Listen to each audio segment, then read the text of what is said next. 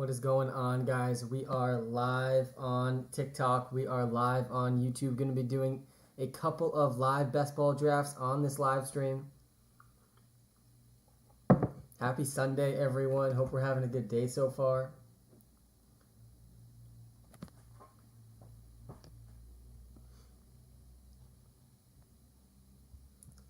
What is going on, guys? Welcome to the live stream. We are live on YouTube. We are live on TikTok. How's your day been? Bullet 8-Tracks. My day has been going great, man. I've been looking forward to this all day. We're going to be doing a live draft on YouTube during this live stream. We're live on TikTok as well. Yo, is it draft time, Noel? You know it is. How's it going, L24 Shadow?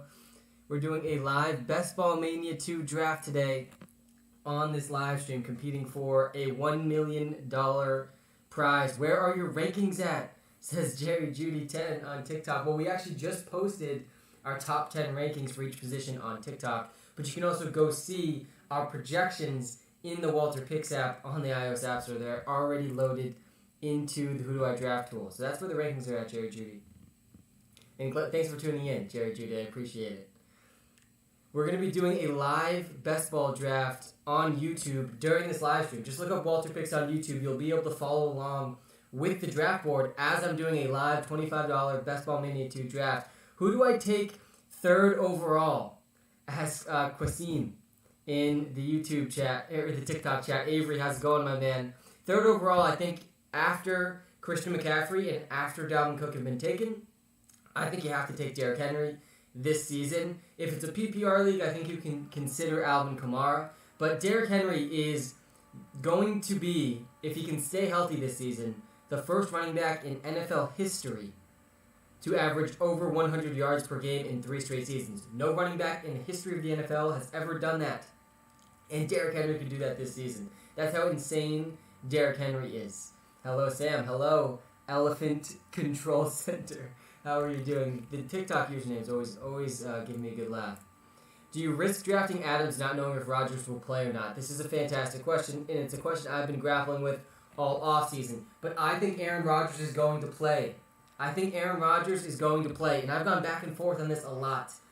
Where literally a month ago I was pretty convinced we were never going to see Aaron Rodgers in a Packers uniform again.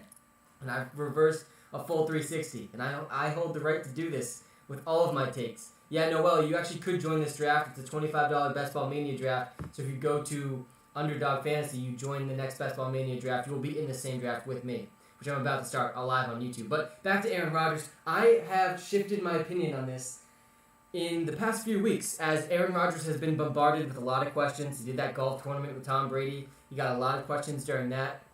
I think he's going to play for the Packers every single game this season. I am not so sure when he's actually going to show up.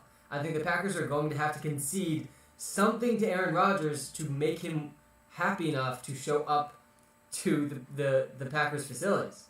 But I do expect him to play. I don't think you can go from MVP of the league to then not playing the next season just because you are so mad at your front office. I believe Aaron Rodgers is going to play, and that, to me, and with my current thought process, I'm okay drafting Davante Adams in the second round. I think there's a value to be had, honestly, with Davante Adams in the second round. I think Aaron Jones is undervalued right now at the end of the second round. I think Aaron Rodgers is the most undervalued of them all, though. You're getting right now, if you're doing a draft, which I am doing a draft, by the way, right now, live on YouTube. Come check it out. Look up WalterPicks on YouTube. You're going to be able to follow along with the entire draft. This is my 140th draft.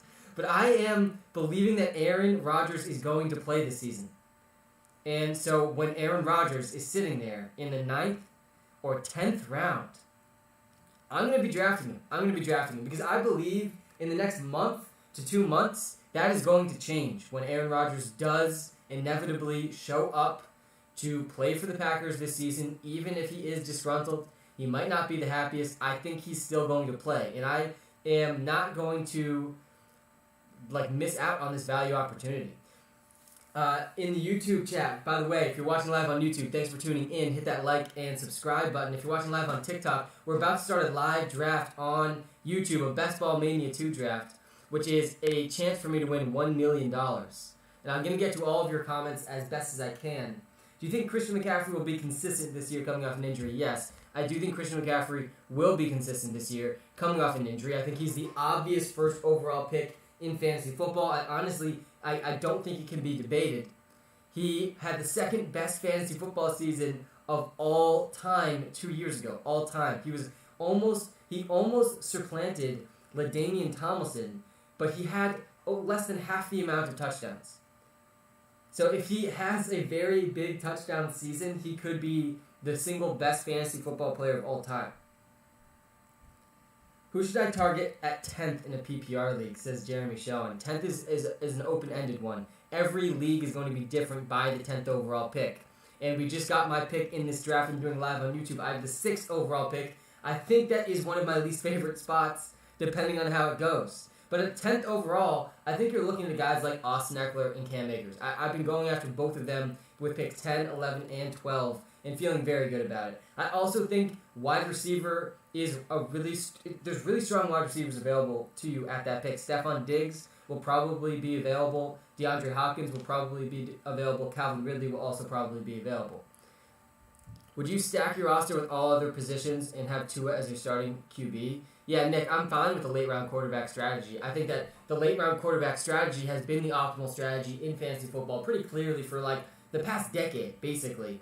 But I do think there is a chance that people go too far with late-round quarterback strategy this year. If you do wait and you get Tua late in your draft, just be aware that he could be a complete bust, and that's okay. But you have to be able to pivot off Tua and find a replacement for him quickly during the season. I do think Tua, though, generally is underrated heading into the season. Any advice for snake drafting after having the first pick? Yeah, just sit back and enjoy the draft because you're getting the single most valuable asset in all of fantasy football. You're getting Christian McCaffrey. And in the second and third rounds, I would just say load up on very talented wide receivers. Don't worry about getting a second running back if you've already drafted Christian McCaffrey. I do like, after drafting Christian McCaffrey, and I've had the luxury of having the first overall pick in a lot of different best ball leagues, I would recommend, and I'm gonna get Ezekiel Elliott, by the way, with the 6th overall pick. Someone took Stephon Diggs 2nd overall in this draft, which I don't really understand, which let me get Zeke 6th overall, and this is where the 6th overall pick isn't so bad. Ezekiel Elliott 6th overall, guys. Zeke could very easily lead the league in touchdowns. By the way, if you're watching live on YouTube, thanks for tuning in. I'm going to get to as many comments as I can as we're going through this draft. I'm also going to switch to the draft board so you guys can see what's actually happening. If you come watch the YouTube live, and hit that like button, hit that subscribe button if you haven't yet. I promise I'm going to get to the questions. I just took Zeke 6th overall. Waller in the 3rd round, yes, absolutely. I've been taking Waller in the end of the 2nd round, actually. So if you can get him in the beginning of the 3rd, I definitely like that. What's your favorite draft strategy? Heavy early running backs, tight end early, or what? Says Jaden. Jaden, my general favorite strategy, and I think you have to be flexible, and you have to be able to react to the draft. Well, I think my general favorite strategy is early running back strategy. I like having at least 2 running backs in the first 4 rounds. I think that's changing a little bit recently, though, because wide receivers are getting pushed further and further and further up draft boards. You're going to see in round 2 and 3 here, we're going to see a lot of wide receivers be picked, more than was being picked like a month ago. That being said, I still think the elite running backs give you an edge in fantasy football more so than the elite wide receivers. There's just not that many good running backs. There's so few running backs that we can rely on for consistent fantasy points. And that's what you're getting in the first 2 rounds. That's why I'm very comfortable taking Ezekiel Elliott 6th overall, and I will strongly consider another running back with 2 of my next 3 picks in this draft that I'm doing. I'm coming up on the clock in just a couple picks. What do you think of Chubb this year, and who are you taking over him? Yeah, Nick Chubb is, I think, one of the most difficult players to rank this season. Because on one hand, Nick Chubb was the most efficient running back in the NFL last season. I'm on the clock here. I'm going to take DeAndre Hopkins. I know I was just talking about the early running back strategy, but I'm in the middle of the 2nd round now. And like I said, wide receivers are getting pushed further and further up draft boards, and I will be thankful as I look back at this draft when we get later in this draft that I took a wide receiver early. You're going to see a lot of the good wide receivers. In the 3rd round, there will probably be 10 wide receivers taken, and I will be able to go after a guy like DeAndre Swift or a guy like Chris Carson or a guy like Miles Sanders, who they are falling farther and farther back in these drafts. I can get someone like that in the 4th round. So I can still get 3 workhorse running backs and DeAndre Hopkins, who DeAndre Hopkins arguably is the safest wide receiver in all of fantasy football. He has had 150 targets in 3 straight seasons. 3 straight seasons, and he didn't even have a real training camp with Kyler Murray last year. He shows up the first game, basically first time ever playing with Kyler Murray. He gets like 12 targets in the first game. That is how good DeAndre Hopkins is. Should I draft James Harden in top 3? No, I don't think you should. Keenan Allen drafted early, yeah. Keenan Allen drafted very early. Keenan Allen in this draft I'm doing right now. So far I had the 6th overall pick. I started with Ezekiel Elliott and DeAndre Hopkins. And Keenan Allen went 1 pick after DeAndre Hopkins. This has been a weird draft so far too. We saw Stephon Diggs go 2nd overall. That didn't make any sense either. Usually Tyreek Hill is the first wide receiver taken, and he's not taken until like the 8th pick. Is Chubb a safe pick? Yeah, sorry, I know I was going on about Nick Chubb, and I got distracted with my pick. So on one hand, Nick Chubb he was the most efficient running back in the NFL last year. I think you could make an argument he's the best pure runner in the NFL. And he's behind a good offensive line on a team that wants to run the ball. So there is a lot of good things going for Nick Chubb. And Nick Chubb is by no means going to be bad. But we know Kareem Hunt's also there. Kareem Hunt's probably going to continue to get the 40 to 50% workload that he's gotten over the last year and a half. And that severely limits Nick Chubb's upside. Because if Kareem Hunt's going to steal 10 touchdowns this season and a lot of the reception opportunity, the receiving role, I think it does severely limit the upside for Nick Chubb. I don't think that he is a bad pick, but I would prefer Cam Akers. And I think that I would also prefer guys like, and I know a lot of people are going to disagree with me on this one, Joe Mixon, who has the receiving and the rushing role for his offense. That being said, his offensive line is significantly worse, and we know the story with Joe Mixon. You're going to draft him with confidence. He's going to get 25 touches in the first game, and then by week 5, he's probably going to be injured. This is the story with Joe Mixon and how bad that offensive line is. But I will not let previous injury history get me off of Joe Mixon. So I think I would take Joe Mixon over Nick Chubb. All right, I'm back on the clock here. I do think Nick Chubb, though, or beginning a second round is as early as you can think of taking him. And this is probably my least favorite part about taking Ezekiel Elliott, is that when I'm back on the clock and I want to take CeeDee Lamb, I cannot take CeeDee Lamb because I don't want both CeeDee Lamb and Ezekiel Elliott on my same team. I feel like that's just like a negative correlation I'm not looking for. And I love CeeDee Lamb. I think CeeDee Lamb is this year's Calvin Ridley. So I just drafted Terry McLaurin over CeeDee Lamb because I already drafted Ezekiel Elliott. I've now taken 1 running back and 2 wide receivers with the 6th overall pick. I went Ezekiel Elliott, then DeAndre Hopkins, then Terry McLaurin. I love Terry McLaurin this season, though. Don't get me wrong. Terry McLaurin's playing with the best quarterback he's ever played with in his entire career this season. All Terry McLaurin has done since he entered the NFL is ball out. That's literally all he's done. And he's entering his 3rd year in the league now after his first 1,000-yard season last season with what absolutely terrible quarterback play. So I'm excited for Terry McLaurin. I think that Ryan Fitzmagic's going to help him out a lot. Again, we're doing a live draft on YouTube right now, guys. If you're watching live on YouTube, hit that like button. Let's see if we can get to 20 likes. I appreciate it. And hit that subscribe button, too, if you haven't. I'm going to get back to some of the comments now. Do you think Mahomes will still be available by 6th or 7th round? No, definitely not. Mahomes is going to be picked in the 3rd or 4th round of almost every draft. I like waiting for Stafford and Tannehill. Yeah, I don't hate that. What are some players you are avoiding at all costs? This is a good question. And my do not draft list will come out soon. My do not draft list has been on the money for 2 straight seasons. It's honestly saved me a lot of disappointment in fantasy football. And I hope it will save you a lot of disappointment in fantasy football this season too. But in the first 3 rounds, there's not that many players that I'm completely avoiding because I don't want to be overconfident about fading people in the first 3 rounds. That being said, I'd say the guy that I am least excited about that's already been taken in this draft in the first 3 rounds, and this is probably one of the riskiest players that will likely end up on my do not draft list, it's George Kittle. It is George Kittle. I have very rarely drafted George Kittle in these drafts because I am very concerned that when Trey Lance wins the starting quarterback job, and he will win the starting quarterback job sooner rather than later, it's not going to be good for George Kittle. He already has a lot of competition for targets.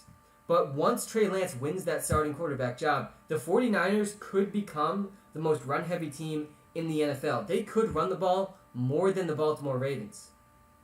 And if that happens, George Kittle is not going to pay off at a 3rd round price. I would much prefer Darren Waller.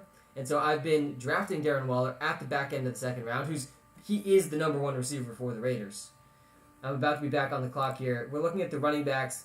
Miles Sanders is still there, and we are in round 4. As is Tyler Lockett, though. I only have one running back, but I think I'm going to continue this heavy wide receiver approach.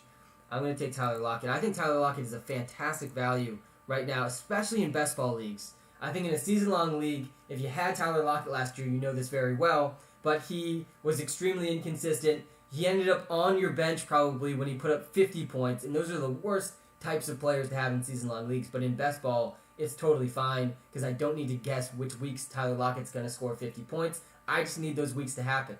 So I started off this draft with the mindset of I'm going to get 2 running backs in the first 4 rounds, but as wide receivers kept falling, I'm stacking up the value. I went Ezekiel Elliott with the 6th overall pick. Then I followed that up with DeAndre Hopkins, Terry McLaurin, and Tyler Lockett. I can start 4 wide receivers every single week in this league. Wide receivers are the most valuable position in this format. For that reason, I can start 4 wide receivers. I only need to start 2 running backs each week. So because of that, I need to draft at least 8 wide receivers, and I only need to draft 4 running backs. I will have to take at least a couple running backs in the next few rounds, though. What round would you take Najee Harris in a 14 PPR? Yeah, second round. Second round, Scott, I would take him all day long. He's been sliding in these drafts. He went to the 3rd round in a 12-man league that I'm doing right now. So did Clyde Edwards-Helaire.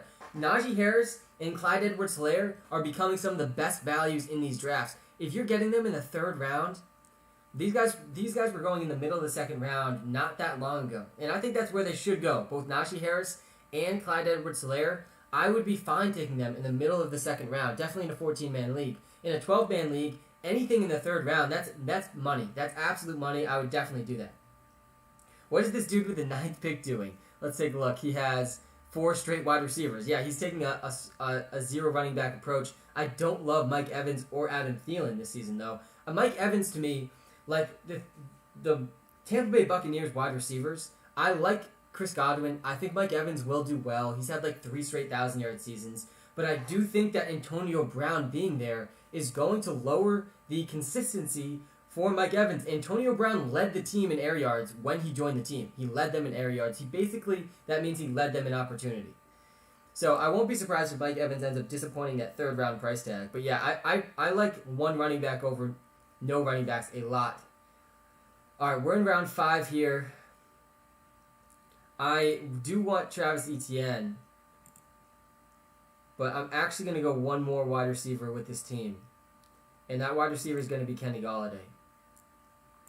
And I did get DeAndre Hopkins, so Kyler Murray would have been an interesting stacking opportunity. But Kyler Murray's also been falling farther and farther and farther in these drafts that I've been doing. So I just went 4 straight wide receivers. I took Zeke first, though. And I'm going to end up getting what I believe is an upside running back in round 6 and in round 7. We'll see how that goes. Did you take McLaurin over Dobbins? Yes, I did. I took McLaurin over J.K. Dobbins in this draft. And as we look back at this, I also took him over DeAndre Swift, who both J.K. Dobbins and DeAndre Swift in the 3rd round are good. But I've had some drafts recently where I'm getting them in the 4th round, which makes me not like them as much in the 3rd round. And as we'll see as this draft progresses, just take a look at these wide receivers that are left with me for a second if you're watching live on YouTube. The wide receivers left we're now getting into the wide receiver 2, wide receiver 3, on their own team range. And by the time that Michael Pittman and Russell Gage get picked, there's very, very non-exciting wide receivers left. And you have to draft a lot of wide receivers. So I think as I look back at this draft, and we'll see, depends what running backs end up falling as we see 3 straight running backs picked after my pick. But depending on the running backs that ending up falling to me in the 6th and 7th round, I think this team could end up having a lot of upside. And I now have, again, remember, I can start 4 wide receivers in this league. I've now drafted 4 wide receivers in the first 5 rounds. I have Kenny Golladay, Tyler Lockett, Terry McLaurin, and DeAndre Hopkins.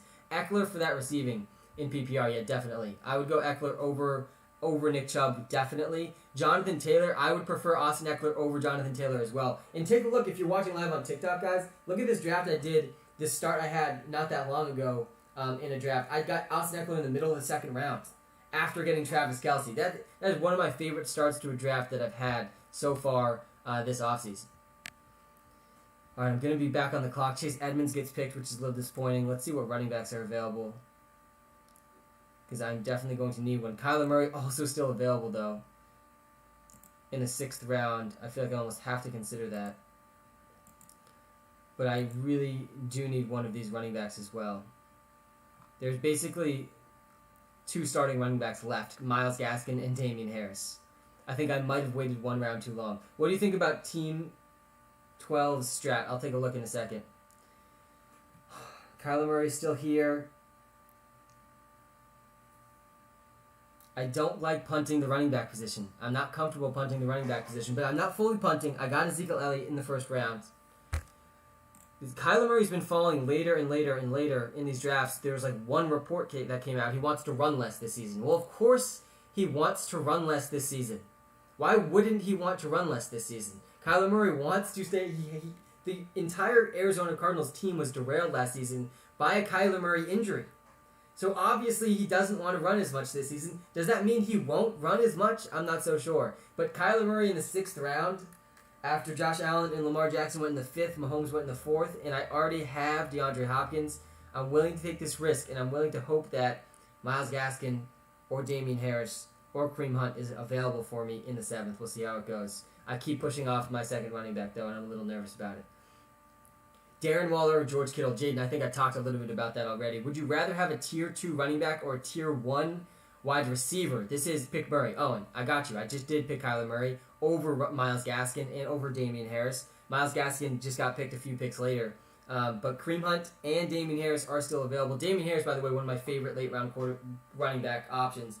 But I prefer, at the current moment, a Tier 1 wide receiver over a Tier 2 running back, but it depends where your tiers are, right? I think a Tier 1 wide receiver for me, if you look at the wide receivers taken early in this draft, Tyreek Hill's a Tier 1 wide receiver, Calvin Ridley, Devontae Adams, DeAndre Hopkins. Those are the Tier 1 wide receivers. That's the end of the list for me. Those 4 guys, to me, are Tier 1 wide receivers. Also, Stephon Diggs. So there's 5 of them. There's 5 Tier 1 wide receivers. I think the end of Tier 1 for running backs, though, is Austin Eckler or Aaron Jones. Aaron Jones actually went a little earlier in this draft than he usually goes, but I think both those guys have a lot of upside. All right, someone asked me, what do you think of Team 12 strategy here? Let's take a look at Team 12. Austin Eckler, and then they went 3 straight Rams. Cam Akers, Robert Woods, and Cooper Kupp. I don't hate this strategy. They're doing a lot of stacking here, and I don't love stacking running backs with wide receivers, and please let Damien Harris not get picked in these 2 picks. Please. That would be fantastic if that would happen. But back to this Team 12 strategy that we're seeing, I do think that the Robert Woods Cooper Kupp stack in the 3rd and 4th round is pretty strong. I like Cam Akers a lot too. All 3 of them on the same team, though, I think it limits the upside just a little bit on the squad. But the rest of the team I like a lot. I like Austin Eckler a ton. I think Travis Etienne in the 6th round is also fantastic. And we are going to get Damien Harris, which is fantastic news. My 2nd running back on this team is the number 1 running back, the clear number 1 running back on the New England Patriots, one of my favorite late-round options this season, and that is this man right behind me if you're watching live on TikTok, Damien Harris, who's running behind what the clear strength of the New England Patriots team, the offensive line. The Patriots could have a top 5 offensive line. If you are a Patriots fan like I am, I'm rocking my N'Keal Harry jersey right now, by the way, if you can see the number 15, as a reminder to myself to not be overconfident in my player analysis. I thought N'Keal Harry was going to be very good. He has turned out about as bad as he possibly could have turned out. But Damien Harris, I am feeling optimistic about this season. He's running behind a top 5 offensive line. He has a lot less competition than people realize. Sony Michel has not been effective over the last 2 seasons. The only time, though, in fairness, that we did see Sony Michel look good was when the Patriots had a top 5 offensive line. So that could change this season. But regardless, Damien Harris is clearly ahead of him on the depth chart. Damien Harris had at least 10 carries in every single game he played last season, except for 1. So I feel pretty good about getting Damien Harris in the 7th round as my 2nd running back. I think this team I have right here I'm building a lot of upside on the squad. I'm going to need to draft at least 4 running backs, so we'll see what running backs end up falling later in this draft. But I like what's going on so far, and I did start with Ezekiel Elliott, so I'm going to need him to do really, really well. Who would you take at number 4? Yeah, number 4. So my general first round strategy is Kelsey second round. Yeah, Will, definitely. I would take him in the first round. My general first round, let me run through it. If I were to do the first round, if I had every pick of the first round in a 12-team league, first pick Christian McCaffrey. There's no questions about it. You have to take Christian McCaffrey first overall. There should be no debate. He had the second best fantasy football season of all time 2 years ago, and it was one of the most remarkable seasons we've ever seen. He's going to still get a huge workload on his team. So I really do think that you have to feel good about Christian McCaffrey first overall. After Christian McCaffrey, I think it's pretty clearly Dalvin Cook, and I'm going to take Tyler Higbee with this pick right here as my first tight end. I think he's the end. If you take a look at the tight ends left, guys, if you're watching live on YouTube, this is the end of the tier group. Like, after Tyler Higbee, you are really grasping at straws at the tight end position. I think Tyler Higbee has a lot of upside, though. So I'm building a high upside lineup here. If you're watching live with the draft board on YouTube, just look up WalterPicks. Going off to the first round, though, Christian McCaffrey first, Dalvin Cook second. Derrick Henry should go third. I think you could consider Alvin Kamara third in a PPR league. But I think Derrick Henry should go third. Then Alvin Kamara, and then Ezekiel Elliott. That's the first 5. I think you could debate, honestly, pick 2 through 5 in any order you want. Christian McCaffrey, to me, is the clear number 1. But after McCaffrey, it goes Dalvin Cook. Then it goes Derrick Henry. Then Alvin Kamara. Then Ezekiel Elliott. After those first 5 guys, now this is why I like top 5 picks in fantasy football this season, because you're going to get one of those top 5 guys. I think they all give you a significant advantage in your fantasy football leagues. Like, you want those 5 players on your team.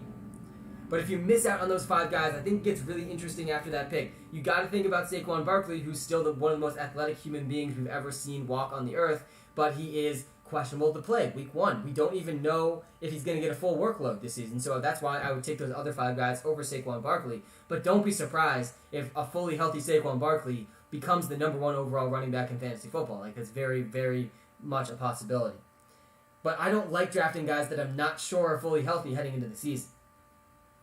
So I think after that, you can consider Saquon Barkley and Travis Kelce and Tyreek Hill. After those 3 guys, that's who I would pick in the next 3 picks. So we're up at pick 8 now.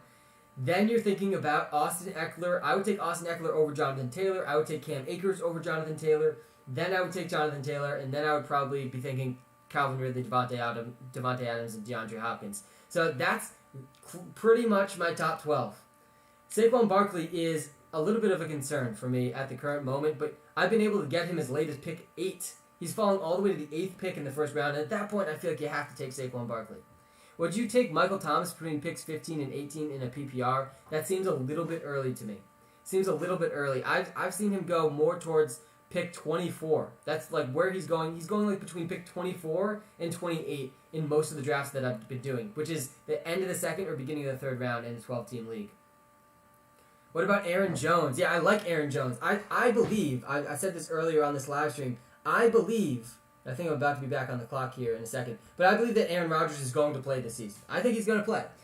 I do think that Aaron Rodgers is going to play this season, and because I think Aaron Rodgers is going to play this season, I believe in Aaron Jones as a good pick. I think he's honestly undervalued right now. You're getting him pretty consistently in the middle of the second round. Sometimes at the end of the second round, you're getting Aaron Jones without any Jamal Williams this season. A.J. Dillon's going to take the Jamal Williams role, but A.J. Dillon is not nearly as big of a threat in the passing game as Jamal Williams was.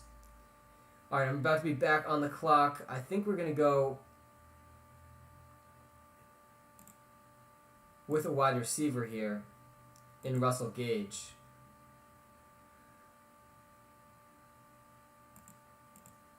Let's think about this one for a second. I already have... Yeah, we're going to go with Russell Gage. I'm taking Russell Gage over Jalen Waddle, which could end up being a mistake, but I just feel a little bit safer with Russell Gage. I feel like that he has similar upside and honestly a safer floor than Jalen Waddle. Jalen Waddle has a lot of competition for targets this season on what could end up being actually a pretty run-heavy team. What would you take at 9 to 10 in a 12-man league? You're looking for Austin Eckler, you're looking for Cam Akers in that spot. What do you think of Jalen? Yeah, so I like Jalen Waddle. I think Jalen Waddle can be good. I'm not so sure that he's going to be consistent, and I also think he could come on a lot slower than what people are hoping for. I think that Devontae Parker is the most likely player to lead the team in targets still, and Will Fuller's also going to be involved. So will Mike Gesicki. So will a rotation of running backs in the backfield, including and led by Myles Gaskin. So for all of those reasons, I'm not that high on Jalen Waddle. But like any rookie who has the speed of Jalen Waddle, there's definitely a lot of upside there. I think the floor is just a lot lower than what people realize. Which is why you saw me just draft Russell Gage over Jalen Waddle. I am very confident Russell Gage will have several wide receiver 1 weeks this season. We saw it last year. When Julio Jones was out, Russell Gage was very good. What do you think is Cam Akers' ceiling? Owen, I love the question. I think Cam Akers' ceiling is Todd Gurley level running back overall 1 season. I think Cam Akers could be that good this season. And we saw it in the last 6 games of last year. If you include the playoffs, he's getting 25 plus carries a game. He's averaging over 100 yards per game. He's averaging almost a touchdown per game. This is Cam Akers' ceiling. Running back 1. And I think his floor is like running back 12. Like I really think he is one of the safest running backs in fantasy football. That's why I'm fine spending a late first round pick on him. Kamara has Latavius and James to worry about. Would you take Zeke over him? I wouldn't fault you for taking Ezekiel Elliott over Alvin Kamara. Ezekiel Elliott is very clearly in a better offense than what Alvin Kamara will be in this season. The Saints could struggle a lot. They could struggle a lot on offense this season. But Alvin Kamara definitely has a higher receiving ceiling than Ezekiel Elliott. So in a PPR league, I think I would still take Alvin Kamara over Zeke. But again, I think it's really close, and I do think Ezekiel Elliott at the bottom line is he has more touchdown upside. I'm going to take Logan Thomas with this pick. A lot of people are not with me on the Logan Thomas hype train, and I understand it. I do. I understand. Logan Thomas was not very efficient last season. He thrived off of volume. But that is all you can hope for at the tight end position. Thriving off of volume. And if the volume can come with Ryan Fitzmagic, who, by the way, I already got Terry McLaurin on this team, so I'm building a nice little Washington stack here. Maybe I can get Ryan Fitzpatrick later in this draft. But the other reason I just drafted a tight end is now I don't need to draft another tight end. I locked in 2 middle-tier tight ends, Tyler Higbee and Logan Thomas, and now I don't need to draft a third tight end, which allows me to draft another running back later in this draft. And if we take a look at the running backs left here, I will be taking hopefully some guys in these middle tiers that could carve out roles on their team and could benefit from an injury. We'll see what running backs are left for me later in this draft. I will be trying to take my third running back in this draft in round 11 and 12, so we'll see how that plays out. Will, there's no need to spam in the chat. We're gonna get to the questions in the chat. What do you think a good wide receiver for round 3 is? There's so many good wide receivers in round 3. If you're watching live on YouTube, take a look at the round 3 wide receivers. By the way, I said ahead of time I thought there was going to be 8 wide receivers taken in round 3. I ended up being a little bit wrong about that because Najee Harris and Clyde Edwards-Helaire fell to the 3rd round. But Allen Robinson, Justin Jefferson, Terry McLaurin, CeeDee Lamb, all of these guys are very safe wide receiver picks in fantasy football this season. I think there's a teardrop for me after CeeDee Lamb. I think Mike Evans and Chris Godwin are a little bit riskier, but I like them a lot too. Robert Woods. Amari Cooper, by the way, is getting pushed further and further down draft boards because he has some injury concerns right now heading into training camp. But Amari Cooper is becoming a fantastic value. He could easily lead the Cowboys in receiving. I saw a good question I wanted to talk about. What's up, Aguchi? Thanks for tuning into the live stream. Hit that like button, man, if you haven't yet. But someone asked, do you think Ezekiel Elliott will still be as good with a heavy passing offense? Yes, he will. I don't think the heavy passing offense is a bad thing for Ezekiel Elliott at all. The reason you're buying into Zeke is for the touchdowns. And passing is the most efficient way to move up and down the field in the NFL, and it will lead to more touchdowns for Zeke. So I think it's actually, if anything, a good thing for Ezekiel Elliott. Hey, Sam, how's it going? It is going fantastic, man. It's going fantastic. I've been looking forward to this live stream all day, and we are live on TikTok and YouTube right now doing a live draft. And, of course, we're seeing all of these running backs fly off the board right before my pick, which is not what we wanted to see. My third running back is going to be very sketchy in this draft. I don't want to draft Melvin Gordon, but I almost feel like I'm going to have to end up drafting Melvin Gordon. And I think that as I look back, and there he goes, Melvin Gordon's already picked before me. As I look back on this draft, I think I'm going to wish I took one more running back earlier in this draft. I have two running backs on my team right now, and I'm not going to spend. I feel like I just need to double down on this team. There's no way I can spend an early pick on any of the running backs left.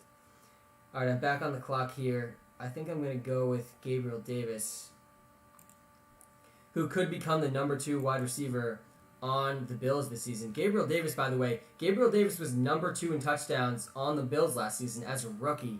And Cole Beasley, there's all these bad reports coming out about Cole Beasley maybe not even staying on the team, that he could get straight up cut by the Bills if things don't work out for him. So I have been drafting more and more and more of Gabriel Davis later in drafts. Rodgers will play for Green Bay. Yeah, I agree. That's why he was behind me here. I was talking about, I believe Rodgers is going to play this season. It's why Aaron Jones is a value. It's why Devontae Adams is a value. It's why Aaron Rodgers is a value. It's why A.J. Dillon is a value. All of these guys are values right now in fantasy drafts because we do not know yet for sure Aaron Rodgers is playing, but I think it's going to happen.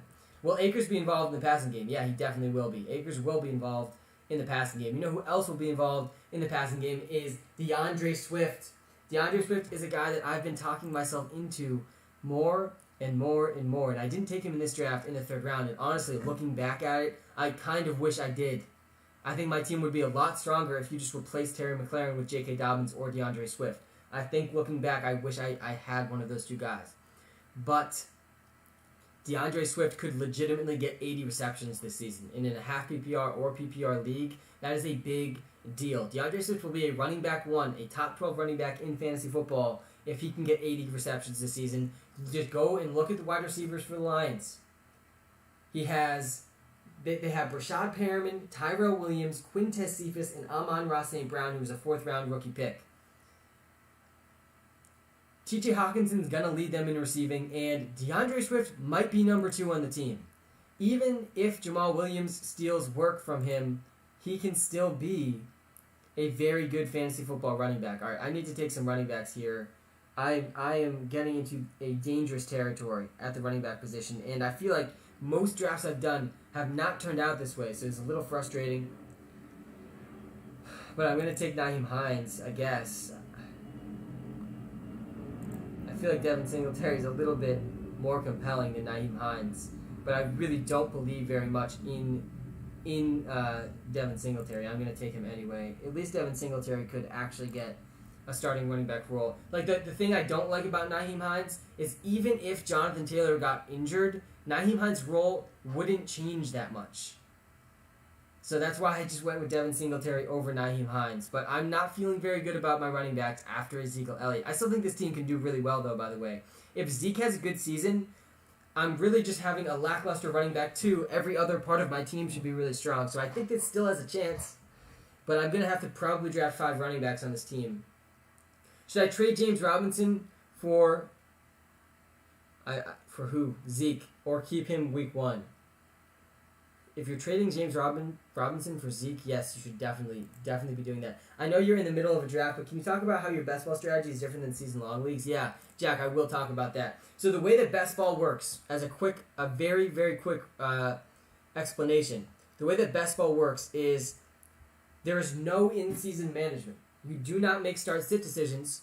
You cannot trade your players. You cannot drop your players. You cannot add any players. You actually don't even have matchups during the season. It's just the team that scores the most points wins, and your best lineup is automatically submitted for you at the end of each week. So that's why there's no start-sit decisions. So at the end of the week, if on this team right now, Devin Singletary outscores Ezekiel Elliott, then Devin Singletary would have started for me that week. Which means, all of this means that yes, injuries are terrible because you cannot do anything about injuries. You can't drop the player and add someone else. Everyone has that rule, though, so it's fair. And it means that roster construction is extremely important. It's a lot more important than the typical season-long league. So this is where the key strategy is different. In a season-long league, it's more about, throughout the draft, getting the best players possible, figuring it out later, and also being cognizant of the fact that you can go to the waiver wire and still get like replaceable quarterbacks, tight ends that are very similar to the tight ends that will be drafted after like round 10 in your draft. And defenses and kickers obviously is a little bit different. But even in the event of injuries, you can lean on the waiver wire a little. So you don't need to worry too much about how much of each position you're drafting. In best ball, how much of each position you're drafting is almost everything. And it's actually almost more important than the actual players that you pick. And this is the key difference in best ball. Roster construction is extremely important. And the optimal roster construction that I have found for tournaments, this is a tournament also, which also changes your thinking a little bit. Because when you're in a tournament, you are trying to give yourself the best chance at the top prize against hundreds of thousands of people. So I'm trying to win $1 million prize, which means I'm going to have very risky teams, which, as you're seeing right here, I'm constructing a very risky team. In a season-long league, I definitely would have rather drafted the second running back in the first 3 rounds here. But I'm going for maximum upside. I'm going to need a few things to break my way, and I'm still not going to draft that many running backs because I need a lot of wide receivers to fit those 4 wide receiver slots. And I'm going to take Paris Campbell with confidence here. I like him a lot. In round 13. I think he could very easily become the number 1 wide receiver on the Colts. I like Michael Pittman a lot too. I think Michael Pittman was probably taken 5 rounds before Paris Campbell though. Paris Campbell is extremely athletic and he has yet to be fully healthy in the NFL. But that's kind of the key differences between best ball and season-long strategy. The optimal best ball strategy that I have found is drafting 3 to 5 running backs, drafting 2 to 3 quarterbacks, 2 to 3 tight ends, and then the rest of your team is wide receivers. That leaves you with like 8 to 11 wide receivers on your team. How do you feel about Dallas Goedert? I like Dallas Goedert a lot. Honestly, he's been growing into one of my favorite later round tight end options. I think the end of the tight ends that I actually think could be good this season is Dallas Goedert and Tyler Higbee. Dallas Goedert to me is like 1 rank ahead of Tyler Higbee. I think Dallas Goedert is really good though. No more Zach Ertz expected in the Eagles offense. That's going to be good news for Dallas Goedert. Do you think Michael Thomas will be a top 10 wide receiver? Yeah, I do. I do think Michael Thomas will end up being a top 10 wide receiver in fantasy football. Will not surprise me at all. Love Campbell with Wentz now QB. Yeah, me too. Where are you drafting James Robinson? I'm not really drafting James Robinson almost at all. If we look at this draft, he went in the 7th round though. The 7th round. And it won't be surprising if we look back and say James Robinson again for the 2nd straight year is one of the biggest values in fantasy football. But James Robinson to me just has such a capped ceiling. He just will not get the receiving work he had last season. And the receiving work he had last season was just one of the main reasons he was a running back 1 in fantasy football. So for that reason, I'm kind of out on James Robinson. I think there's a lot of different weapons in the Jaguars offense. I think Travis Etienne is a lot more exciting to me than James Robinson. And if you just look at the history of first-round running backs taken in the NFL draft, it's not a good sign for James Robinson that Travis Etienne was taken in the 1st round. Thoughts on Eckler and Chubb? I'm not a fan of either. I like Eckler a lot more than Chubb. I think Austin Eckler's ceiling this season is Alvin Kamara type season. He has a lot of the same traits as Alvin Kamara. He's been a top 3 efficient running back in the receiving game for 3 consecutive seasons. He's running behind the best offensive line he's had in his career, and he has very, very little competition for touches. So there's a lot to like about Austin Eckler this season. All right, let's take a look at the running backs that are left here. Absolutely disgusting. I don't want any of those guys. I'm going to go with Ryan Fitzpatrick to complete my Washington stack. I got him like 6 picks after average draft position, so that's not bad. And he'll be my last quarterback taken in this draft. So I'm done drafting quarterbacks. I'm done drafting tight ends. So I'm only on running backs and wide receivers at this point. But the running backs left are absolutely abysmal. I will not let Tevin Coleman anywhere near my fantasy lineups. James White will not be a value this season either. There's a lot more receiving options in New England than there used to be, and I already drafted Damien Harris. Darrington Evans just needs an injury. I think Damian Williams is an interesting option. I think Darrell Williams is another interesting option. Honestly, both of these guys, I would be cool with them finishing out my running back group with just these 2 guys. Choose Zach Moss. He is one of the best yards after hit and will pass Singletary this year. I do think Zach Moss is going to be the number 1 running back for the Bills. I actually drafted Devin Singletary in the draft I'm doing right now live on YouTube. You can follow along with this draft live with the draft board if you just go to WalterPicks on YouTube. Are we drafting any Pats players this year? Yes, there's 1 Pats player we're drafting, but I want you to keep in mind the jersey I'm wearing right now, this is an N'Keal Harry jersey. I thought N'Keal Harry was going to be a very successful wide receiver in the NFL, so take this with a grain of salt. But I believe in 1 Patriots asset this season in fantasy football, and it is Damien Harris, who I just drafted in this draft. I think I got him in round 7. He was the last starting running back taken in the draft, a full round after Myles Gaskin. or almost a full round after, half a round after Myles Gaskin, who was the second to last starting running back taken. Damien Harris has a lot less competition than you think, and he's running behind what could be a top 5 offensive line in the NFL.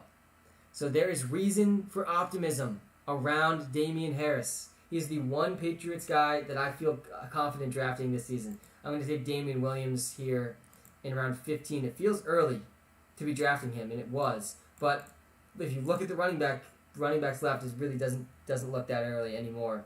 I'll take Darrell Williams a lot earlier than average draft position in this draft too, just to make sure I end up with 5 running backs that have at least there's a story you can tell to them getting a starting running back role, or at least getting some goal line carries throughout the season.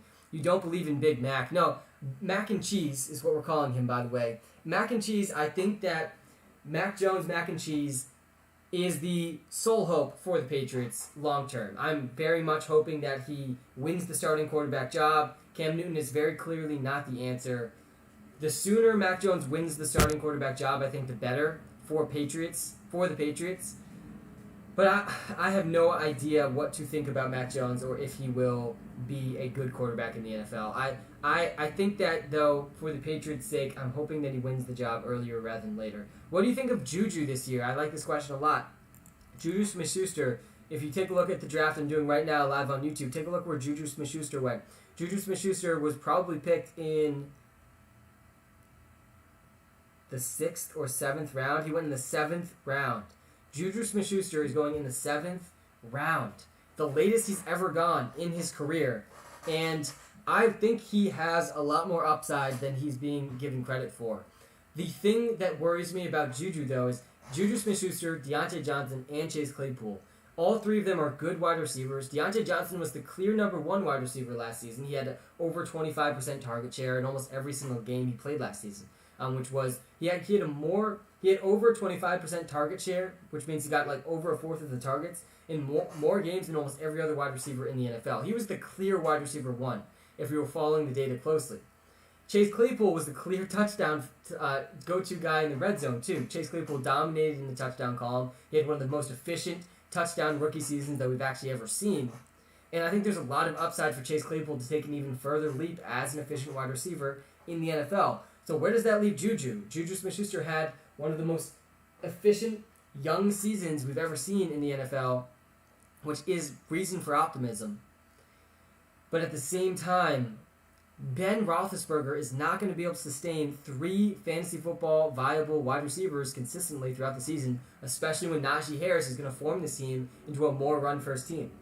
I think 1 out of 3 of the Steelers wide receivers will be great, but the other 2 will bust, so I think that's the most efficient to stay away from them all. Jeremy, I think this is a logical approach to the Steelers wide receivers. That being said, given what you just said, Jeremy, and I agree, by the way, with that general sentiment, I think at least one of those 3 guys is going to bust. At least one. Juju, Deontay Johnson, or Chase Claypool. So I'm just going to take the cheapest one, which happens to be Juju Smith-Schuster right now. Which is why if I am taking one, I'm probably drafting Juju.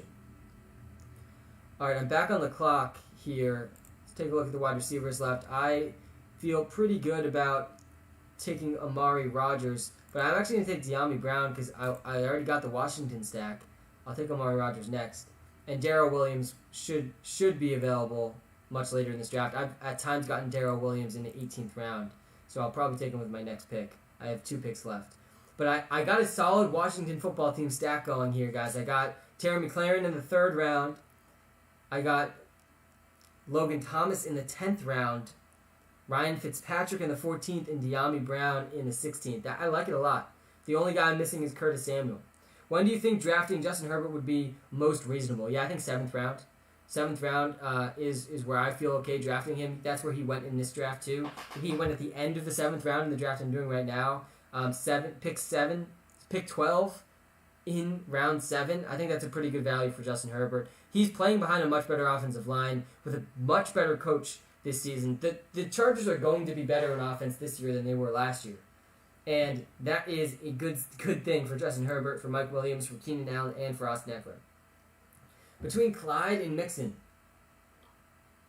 who is due for the better bounce-back season? Well, I would say that Joe Mixon is definitely due for the better bounce-back season, just because people are so tired of Joe Mixon. Joe Mixon has been a bust for like 3 consecutive seasons now.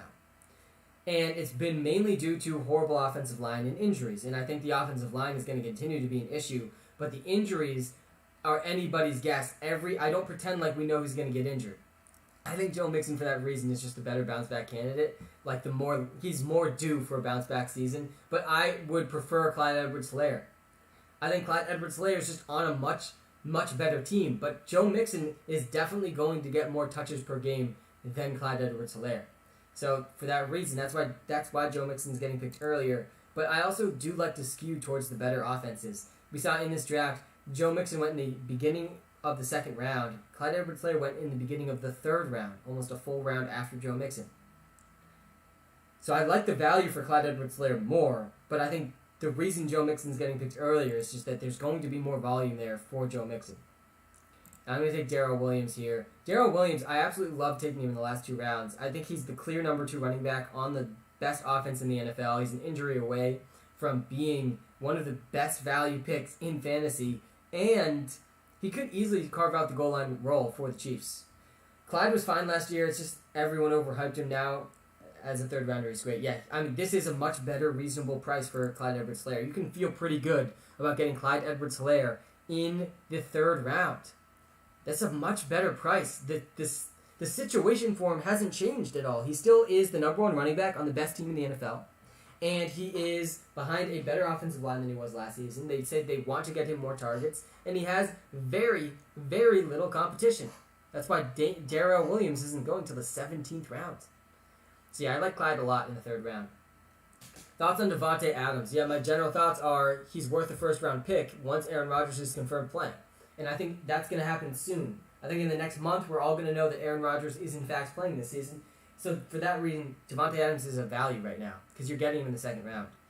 Have you looked into schedules yet? If so, who are some running backs with great playoff schedules like Henry and Monty last year? Jeremy, I have looked into the schedules, but I do not overanalyze the schedules at this time of the year because guess what? We don't actually know which defenses are going to be the worst. We are very bad historically at predicting who the worst defenses are going into the season. A big part of the reason for that is injuries, right? Usually the worst defenses were bad defenses heading into the season who also suffered a lot of injuries at the same position. We saw with the Eagles last year, their secondary was completely decimated. There was a time where I think it was the Raiders, their run defense was just so bad because they had all of their best linebackers were injured. Same thing with the Patriots. They had an atrocious linebacking group after all the opt-outs and injuries they suffered. So for all of those different reasons, you shouldn't overanalyze schedules heading into the season. I actually think it's one of the most overanalyzed things in the fantasy football space where people just assume they know who has the easiest and hardest schedules, which we don't actually know that very well. Thoughts on Noah Fant? I think that Noah Fant's just in a tough situation in terms of opportunity. I'm going to take Quintez Cephas with my last pick. I've been drafting him a lot. I've been drafting him a lot in these drafts, but in the last round, Quintez Cephas could be the number 1 receiver on the Lions. I think it's definitely possible. All right, we have wrapped up this draft. I ended up with Kyler Murray and Ryan Fitzpatrick at quarterback. I don't hate it. I only need 2 quarterbacks because I took Kyler Murray early, and I stacked him with DeAndre Hopkins. I got Zeke with the 6th overall pick, and then I got Damien Harris, Devin Singletary, Damien Williams, and Darrell Williams. That is a lackluster running back group after Zeke, but if Zeke can do well, I just need one of those 4 guys to end up breaking out this season, and I'll be just fine. Wide receiver group looks very strong, though. DeAndre Hopkins, Terry McLaurin, Tyler Lockett, Kenny Golladay, Russell Gage, then some high upside young players on what should be better offenses this season. Gabriel Davis, Paris Campbell, and De'Ami Brown. And then I ended the draft with Quintez Cephas, who I think could become the number 1 wide receiver in the Lions because someone has to. In the tight end position, Tyler Higbee and Logan Thomas. A little fringe at tight end, but I think these are the last 2 guys in kind of a tier I feel comfortable with only drafting 2 tight ends. But I think both of them could see bigger roles in their offenses this season. All right, we're going to do one more draft, guys, before wrapping up this live stream. One more Best Ball Mania 2 draft. We're going to see what pick we get. Hopefully it is a top 5 pick again. I'll get back to the comments while we wait for this draft to fill, though. Should fill hopefully in the next 10 minutes. What do you think is the best time to pick up Mark Andrews in the draft? Yeah, Mark Andrews is a very interesting one We just released best stacks this year, Andrew. I'll talk about that in a second. We just released our tight end rankings on TikTok, our top 10 tight end rankings, and I honestly think these will change over time as we get closer to the season. But Mark Andrews actually came in at number 8 when we ran the numbers for this season, and the reason that he is so low compared to where he's being drafted is they added a lot of receivers this offseason. They went out and drafted Rashad Bateman, who's going to be involved in the offense. And they also went out and signed Sammy Watkins, who is going to be involved in the offense. And where does that leave Mark Andrews? Because Mark Andrews already suffered from being on the most run-heavy team in the NFL. The Ravens are the most run-heavy team in the NFL. And so you combine that with added target competition, and it leaves Mark Andrews, I think you have to bump him down a couple tiers in your tight end rankings because he can't be consistent without consistent volume. That's why if you look at this rankings list I have here, already preloaded for me in my underdog rankings, if you're watching live on YouTube, Mark Andrews is after Kyle Pitts and after TJ Hawkinson for me. And I think that's where he's going to end up landing in most people's rankings by the time the season starts. For that reason, I don't feel comfortable taking Mark Andrews to round 6 or 7. What is your YouTube channel? WalterPicks? Yeah, Scott, WalterPicks. It's also, you can find it in our link tree or just on our TikTok account. What are some tight ends to look into besides Kelsey, Kittle, Waller? Yeah, it's Kyle Pitts, guys. It's Kyle Pitts and it's TJ Hawkinson. I like Kyle Pitts a lot, though. I've been taking Kyle Pitts in round 5 almost every single time he's there. Someone asked what are the best stacks this season. There's a lot of good stacks available. But honestly, one of my favorite stacks that I've been able to build, and I actually just did a Washington football team stack. I think they're going to be throwing the ball downfield a lot more than they have been in the past with Ryan Fitzpatrick. But I also do really like the Calvin Ridley, Russell Gage, Matt Ryan stack, which is not that expensive right now. You're getting Russell Gage around 9 or 10. You're getting Matt Ryan even later. And Calvin Ridley is going to take you a second-round pick. But I think that's one of the highest upside stacks because they're going to be very, very pass-heavy this season. I also really do like the DK Metcalf, Tyler Lockett, Russell Wilson stack. DK Metcalf is expensive, but Russell Wilson and Tyler Lockett I think are pretty good values right now in best ball drafts. I also do like the Michael Thomas, Jameis Winston stack as a really high upside, cheap stack. Michael Thomas, 3rd round pick. Jameis Winston's going in the 16th round. Last but not least, I'll give you one more stack before we wrap up here. I do like the... I do think that the Jamar Chase, T. Higgins, and Joe Burrow stack is becoming more and more intriguing as Jamar Chase drops in price. He's slowly becoming easier and easier to draft because there are reports coming out they want to spread the ball around. I also think Tyler Boyd with either of those two guys is a pretty good stack as well. Joe Burrow could end up being top 5 in pass attempts this season. Here with you daily.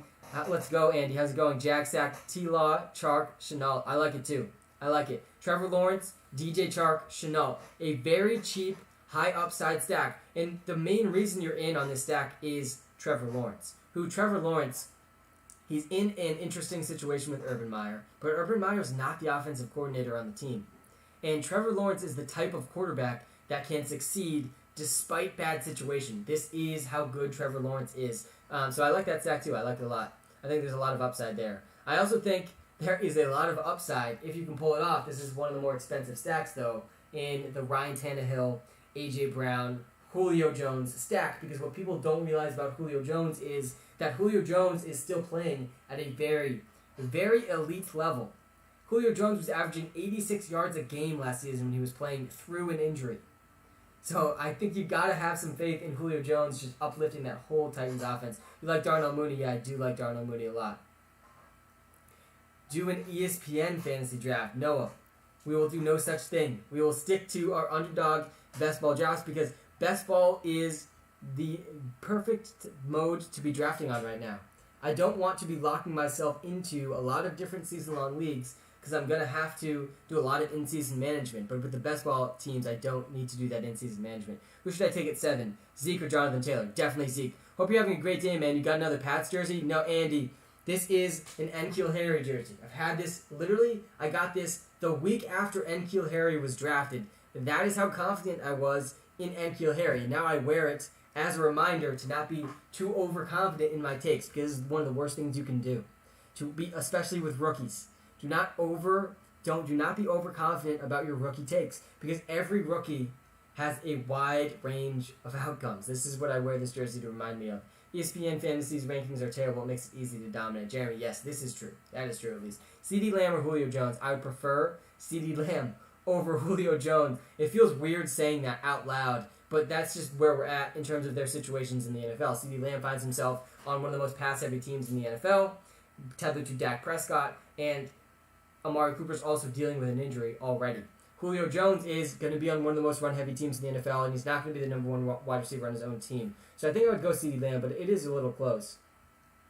If we take a look at this recent draft I went with Zeke with the 6th overall pick, and then I snagged DK Metcalf, Terry McLaurin, Cooper Kupp. I've been leaning more towards wide receivers in rounds 2 through 5 more recently than I feel like I was before, just based on kind of some average draft position changes happening on Underdog. All right, we are starting another live best ball draft. Last one of this live stream on YouTube. Look up WalterPicks on YouTube. We can watch the draft board live. And I got the 6th pick again. You can't do this to me, Underdog. 6th pick in a row. Second draft in a row. I have the 6th pick.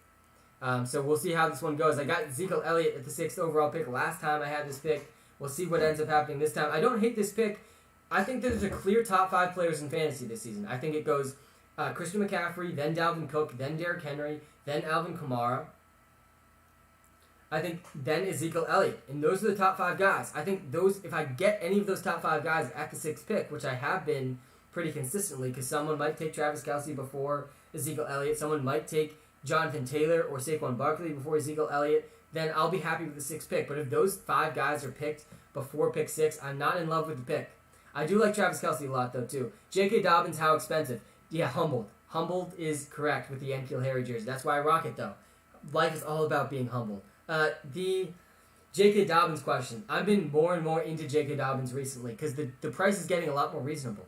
You're getting J.K. Dobbins at like the back end of the 3rd round or beginning of the 4th round. I think J.K. Dobbins very, very well could become a league winner this season. There's obvious reasons to doubt him. He has Gus Edwards to compete with. He has Lamar Jackson to compete with. He might not score enough touchdowns to really win fantasy leagues, but if he can figure out the touchdowns, please don't take Ezekiel Elliott. I'm about to be on the clock. We've seen the top 4 guys I mentioned already picked in the order I mentioned. Christian McCaffrey went first. Derrick Henry went second. We're doing a live draft on YouTube right now. Look up WalterPicks. Dalvin Cook went 3rd. Alvin Kamara went 4th. I'm about to be on the clock at 6th. I'm hoping I get Ezekiel Elliott. If I don't, I'm probably going to take Travis Kelce. And it looks like he's about to auto-draft Zeke, which means this team is going to end up being a little bit different. We're going to take Travis Kelce. I'm not going to fall into the same running back trap I fell into last draft, so we'll see how this goes. But I just took Travis Kelce 6th overall. because this is where I don't like the 6th pick that much. Because the top 5 guys went top 5. We saw Christian McCaffrey go first, Derrick Henry go second, Dalvin Cook go 3rd, Kamara 4th, Zeke 5th, and so I had to take Travis Kelce 6th. When is the earliest you will take Kelce? Well, I hope I just answered that question for you. 6th overall is the earliest. But this is also a best ball draft. I do think you're slightly more inclined to take Travis Kelce early in a best ball league because in a best ball league, roster construction is super important. And because I have Travis Kelce now, I basically don't need to take another tight end till like the last 3 rounds of the draft, which is a big advantage. I only need to draft 2 tight ends, which lets me draft an additional running back or wide receiver. That being said, in a typical season-long league, I think like picks 7 through 10, if Travis Kelce's sitting there, you should strongly consider him. He's in his own tier at the tight end position. He is going to be locked in for at least 10 touchdowns this season, tethered to Patrick Mahomes. He is basically I think he finished as like a top 5 wide receiver last season in fantasy football, and you're getting to play that in your tight end slot. So it's a big advantage. Premium sub, thank you, man. I appreciate that. Sam, what's the best pick to have in the draft this year? I think 5th overall is one of my favorite picks. I like 1st overall a lot. I like 5th overall a lot, though, too, because I think there's a clear top 5 running backs forming in fantasy football. And if you're watching live on YouTube right now, it was the first 5 running backs taken in this draft. Christian McCaffrey, Derrick Henry, Dalvin Cook, Alvin Kamara, and Ezekiel Elliott. And I think that's why I like 5th overall, because you're going to get one of those 5 guys, and then you also get a really good second-round pick. I'm about to be back on the clock. Let's take a look at the running backs still available. Antonio Gibson, Joe Mixon, Aaron Jones. Super interesting running back tier for me. Aaron Jones gets picked. I think I'm going to go with Joe Mixon over Antonio Gibson in this draft. I've been going back and forth with these two. You see they're really close in average draft position. I just think that Joe Mixon's role is more defined than Antonio Gibson's role at the current moment. Do I think Antonio Gibson has a little bit higher upside than Joe Mixon? Sure. And will I knock you for taking Antonio Gibson over Joe Mixon? Definitely not. Yeah, in this draft here, Austin Eckler fell to the 16th overall pick. That team is absolutely stacked. Saquon Barkley and Austin Eckler is a very strong start to this draft. We'll see how they finish it off the draft. I like what the person with the 12th pick did as well, though. They locked in 2 of the top 5 wide receivers, DeAndre Hopkins and Devontae Adams. Why not Barkley over Ezekiel Elliott? Sorry, I didn't mean to say that twice. It's okay. Why not Barkley? I like Saquon Barkley, but Saquon Barkley it's unclear how big his workload will be early in the season. I still think Saquon Barkley has a chance to be the number 1 overall running back in fantasy football. He's one of the most athletic human beings we've ever seen on the planet of Earth. But I do also think there's a very real concern about him not getting a big workload early in the season. He hasn't even committed to playing week 1. Keeping Dobbins, Antonio Gibson, and McLaren, would you suggest Zeke, Barkley, or Kelsey with that combo? I don't think your previous combo has anything to do with the question. If I'm ranking Zeke, Barkley, and Kelsey, and I know you get to keep 2 running backs, I would probably still keep Zeke. I think you're deciding between Zeke and Kelsey though. I wouldn't prefer Saquon Barkley over Ezekiel Elliott or Travis Kelce. Is Gibson going to be healthy week 1? That's the thing, Scott. Antonio Gibson is perceived as a safer pick in terms of injury than Joe Mixon. But Antonio Gibson already has an injury. He is already dealing with turf toe. And this is something that plagued him last season too. And it's further incentive for the Washington coaching staff to not play Antonio Gibson as much as he should play. All right, I'm going to be back on the clock here soon. I will gladly take CeeDee Lamb with this pick. Let's go. And I didn't draft Ezekiel Elliott in this draft, so I can take CeeDee Lamb with some confidence in this draft. I'm going to need another running back. I know. I'm hoping that DeAndre Swift or J.K. Dobbins continues to slide in this draft. But they will probably be gone before my pick, so I'm still going to need to spend on running backs. I will gladly take with my next pick DeAndre Swift, J.K. Dobbins, or Chris Carson, and I'll strongly consider Miles Sanders as well. CD over Swift and Robinson. Yeah, I think taking CeeDee Lamb over Allen Robinson is a tough call, but CeeDee Lamb is very safe. He's a very, very safe pick with a lot of upside. It will not be surprising to me that if CeeDee Lamb is this year's Calvin Ridley, and what we saw CeeDee Lamb do in just his first 4 games with Dak Prescott is very, very encouraging. I have a lot of faith in CeeDee Lamb this season to do very, very well. So I don't feel bad about taking him over Allen Robinson, but I also think you could take Allen Robinson over CeeDee Lamb. Thoughts on Kenny Golladay? Is this Daniel Jones' last year approved? Yes, it is. And my thoughts on Kenny Golladay are pretty straightforward. I think he's a value in fantasy football in the 5th and 6th rounds. Kenny Golladay is the clear number 1 wide receiver for the Giants. And back on the topic of Daniel Jones, because I think these two topics tie really directly into each other, Kenny Golladay and Daniel Jones. I think that Daniel Jones cannot do worse this season. There's just no way he does worse. He had one of the lowest touchdown rates in the league last year. Like, he could not score touchdowns. It was actually impressive how badly he struggled to score touchdowns last season. It almost automatically will improve this season, just with natural regression. And for that reason, I like Kenny Golladay a lot too. I think Kenny Golladay has 10 plus touchdowns in his range of outcomes this season, and if that happens, he's going to be a great value this season in fantasy football. I feel like Robinson is safer since he produced with bad QBs for a couple years now. Yeah, Gucci.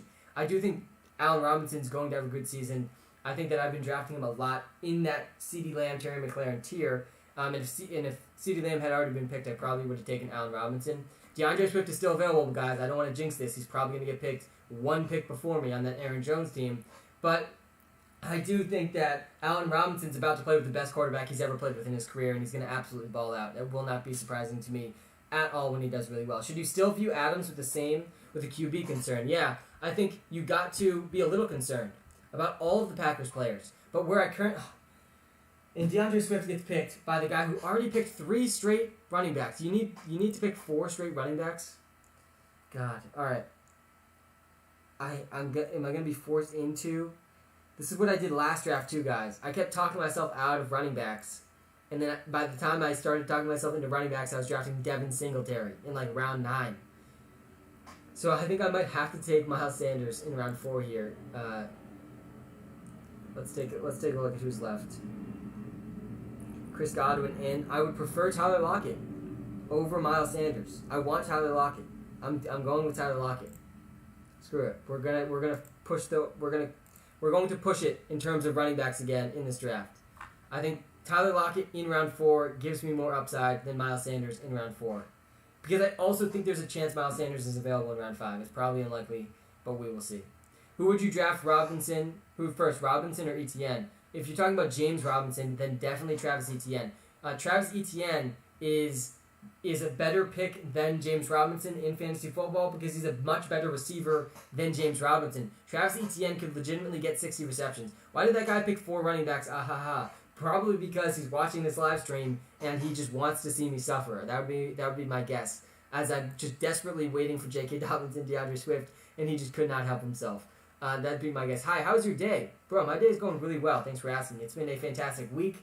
I'm just wrapping up my 2nd week, guys. This is end of week 2 of me working full-time on the WalterPicks brand. It's been a fantastic 2 weeks. It's been exciting. I can feel the NFL season around the corner. I don't know about you guys. The NBA Finals is wrapping up. The NHL Finals is already finished. We're about to be in that dead period of MLB season. All right, let's take a look at what I'm dealing with here. I am going to take Mike Davis. I'm going to pull the trigger on Mike Davis. I don't love him in round 5. I feel like it's a little early. But I need a running back. And I do think that he has very, very, very little competition. I'm getting him right around average draft position cost, which is good. He has very little competition. Mike Davis he's competing with my guy Cordero Patterson, who I love. I don't know much about the NFL, but I would like to learn. Well, toss me a follow if you're watching live on TikTok. You're going to learn a lot about the NFL by following this page. But I do think that Mike Davis, he just has such little competition for targets and for carries. Cordero Patterson's probably going to be the number 2 running back on that team. And the other option at number 2 running back on the Falcons literally didn't even have 5 carries last season. So there is he has the easiest competition arguably across the entire league. And he should be very involved in the passing game. So Mike Davis, my 2nd running back on this team. I'm going to need a 3rd or 4th in the next few rounds as well. But I do like that I grabbed Tyler Lockett. Is Austin Eckler top 10 in half PPR? Yes, he is. He definitely is. But guys, back to the Aaron Rodgers point. I think Aaron Rodgers is going to play this season. I would be very surprised at my current thinking that if Aaron Rodgers doesn't play this season. That's where I'm at right now. Thoughts on CEH? Love your content and research. How did you do last year in your leagues? Thoughts on CEH? I don't think Tyler and Los Gatos. I don't think this is a coincidence that these 2 questions were asked in consecutive order because my leagues last year did not go very well. I'm very transparent about how my leagues go, how my player props are doing, and I am a process over results type of person. And last year, my process led me to drafting Clyde Edwards-Helaire in the 1st round of fantasy football drafts. It did not go well, taking him with a top 5 pick. And I'm in 5 high-stakes season-long leagues every year. And I have a lot of money on the line in these leagues. I take them very seriously. Clyde Edwards-Helaire was very, very disappointing, and the main reason that I did not win any of my 5 leagues last year, I still did come in 2nd place in one of them, which end up paying for all 5 leagues. But I do think that that was my inevitable downfall. But that's not going to lead me to fade Clyde Edwards-Helaire this season. I'm still in on Clyde Edwards-Helaire. You're getting him at a much better price this year under very similar circumstances. So I like Clyde Edwards-Helaire a lot. You're getting him now in the beginning of the 3rd round or end of the 2nd round. So I'm not going to let previous disappointing seasons lead me off of guys this season if they have a very good situation heading into the year. Thoughts on Rondale Moore? Yeah, I like Rondale Moore a lot. I think that he's going to be manufactured a lot of touches too. I'd be pretty surprised if he doesn't have several different games with 8 touches. And I think that makes him a pretty intriguing best ball pick. You're getting him in round 10 too, so he's going pretty late. I think he's going to be really exciting. I think he's extremely athletic. He's going to be a very exciting player with the ball in his hands.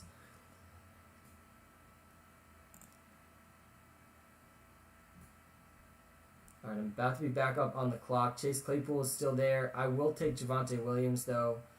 And he gets snagged, of course, one pick before me. What is new, guys? What is new? All right. We're gonna go with a wide receiver then. I did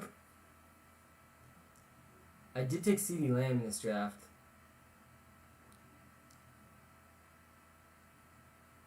But I don't really like taking Dak Prescott this early.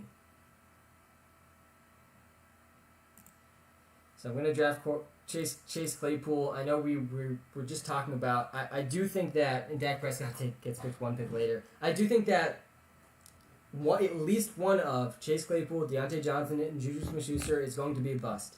And I think in season-long leagues, I'm not going to be very into Chase Claypool, Deontay Johnson, or Juju.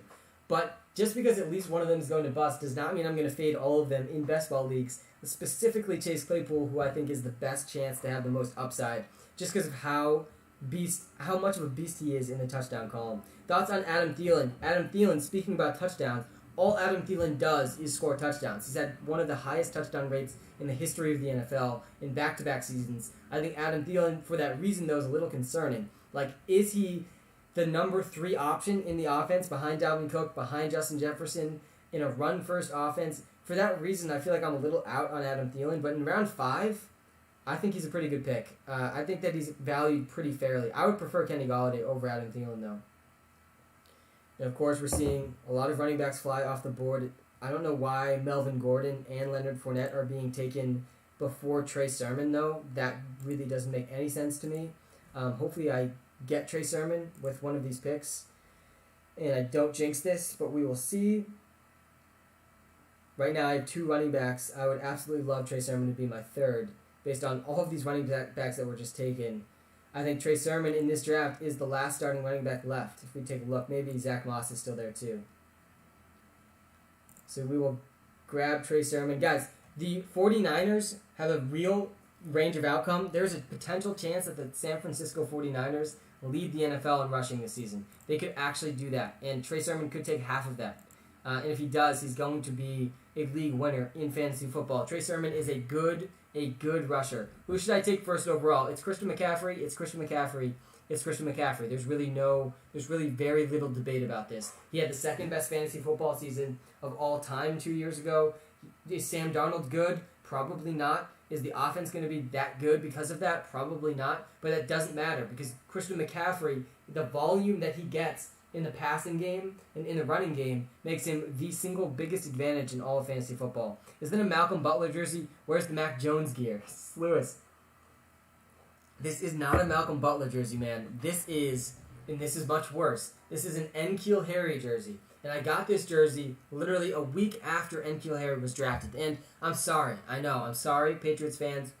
You can partially blame me for being way too overconfident and possibly jinxing the N'Keal Harry thing.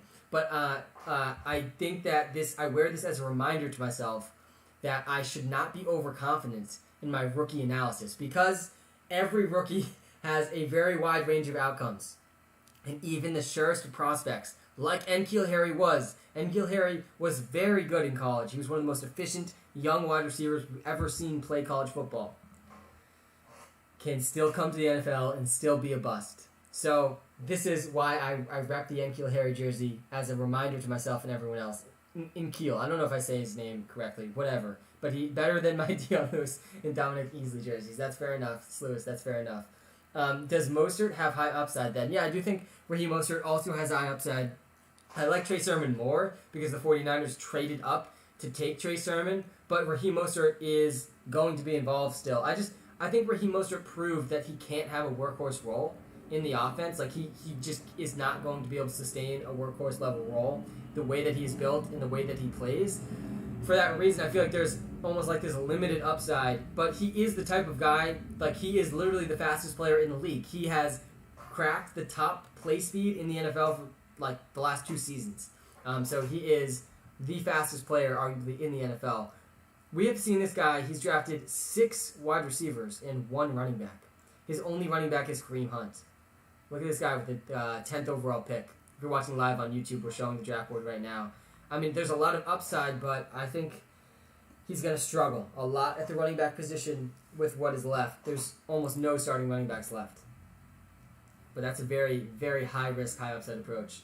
If I have the 5th pick, should I pick Aaron Jones? No, definitely don't pick Aaron Jones for the 5th pick. I would say that the top 5 pretty clearly to me goes Christian McCaffrey, Dalvin Cook, Derrick Henry, Alvin Kamara, and Ezekiel Elliott. Get one of those 5 guys if you have a top 5 pick. I would take Aaron Jones towards the back end of the 1st round or the beginning of the 2nd round. Guys, if you're watching live on YouTube, thanks for tuning in. I do appreciate it. I'm going to try to get to all of your comments before the end of the live stream. We're about halfway through this draft, 2nd draft of the live stream. I honestly think this one's going a little bit better than the last draft because I'm feeling better with my running backs. I at least have a potentially 3 starting running backs on this team, and I'm only going to need to draft 1 more with some high upside wide receivers too. And I don't need to worry about the tight end position because I snagged Travis Kelce in the 1st round. So I'm liking how this team's coming together so far. But do hit that like button, hit that subscribe button if you're watching live on YouTube. I do appreciate it. Takes you 5 seconds, helps me out a ton, helps me out a lot. All right, we're going to be back on the clock here. A lot of good wide receivers available, which we absolutely love to see because we're going to need a lot of wide receivers on this team. Because, like I was saying during the last draft, in this format that I'm drafting in right now, I can start 4 wide receivers every week. I only need to start 2 running backs, which is why I end up drafting a lot more wide receivers than I do running backs. I will take probably these receivers in this order. Shenault gets picked, so I will gladly take Mike Williams. Mike Williams is a guy who is destined for a breakout season. Mike Williams, it leads the league. He's like top 10 in the league in deep targets per game. He's tethered to Justin Herbert, and he's on a team that's going to benefit massively on offense from an improved offensive line. If Mike Williams can put together a full healthy season, I really, really, really do like him in the 8th round. What is the best order for the draft? I'm not sure I fully understand your question. The best order of picks, the best order of your picks, I'm not sure I fully understand the question. What are some good sleeper picks? We're about to see some in round 8 and 9 in this draft here. I like Mike Williams a lot if you count round 8 picks as sleepers. As we get later in this draft, though, you'll see some of my favorite sleepers in this draft. I do think that one of my favorite sleepers in all of fantasy football this season, though, and I honestly haven't drafted him as much as I would have wanted, is Henry Ruggs.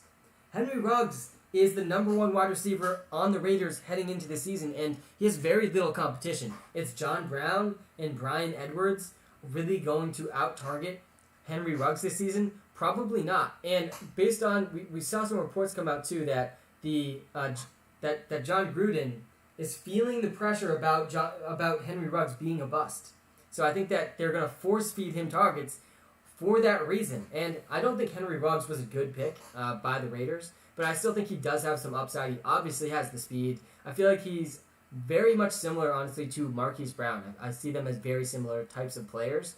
Henry Ruggs, I think, is a little bit faster and has a little bit more upside. But Darren Waller is going to be the number 1 receiver on the Raiders. Henry Ruggs probably going to be number 2 on a team that I think their defense is going to be atrocious this season. They're going to be behind a lot. Mike Williams, breakout year. Yeah, breakout year's coming for Mike Williams. I'm feeling really good about that. I just drafted him in the 8th round of the draft I'm doing right now live on YouTube, and I'm feeling pretty good about the team I'm putting together so far with this draft. I'm only going to need 1 more running back. I'll probably wait a long time for that running back unless something really stands out to me. Someone like Zach Moss, honestly, could be a very good last running back for this team. I like A.J. Dillon a lot, too.